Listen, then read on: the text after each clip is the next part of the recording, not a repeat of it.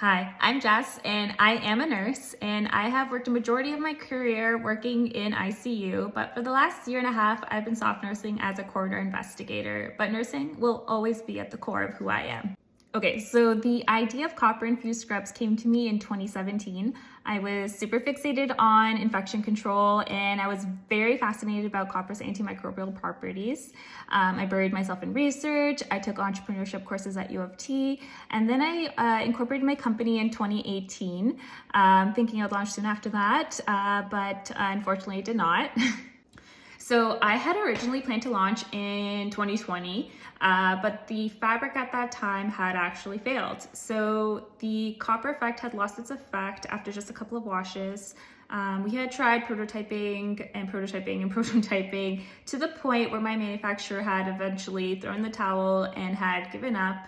And at this point, COVID had now hit and I was so devastated. But I didn't stop trying and I kept searching until I found a new technology, one where the copper would actually bind to the fabric and still maintain effectiveness and durability. That new process is actually registered as a medical device. And to be clear, the scrubs are not, but the science and technology actually are.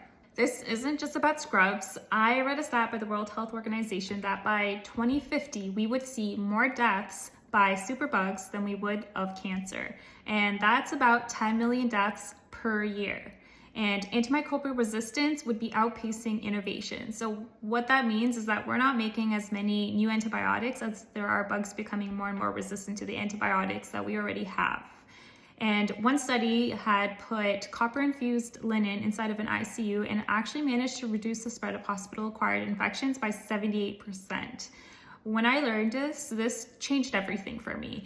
This became my whole mission. One day, I want to see copper-infused linen across all of Canada. I get it. If you haven't followed along on this journey, you probably would be skeptical. And honestly, I would be too, but I wouldn't put anything out there that I didn't fully believe in. And this is about healthcare workers being protected. And it took me 7 years to get it right. So I'm in the process of getting new lab results in the form of a video so I can actually share this on TikTok because I know how much proof actually matters.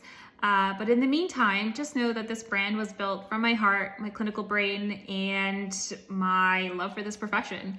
And we are just getting started, and this is just the beginning. So if you'd like, please follow along. If you'd like to see the science in action, get real updates, or just be a part of our journey.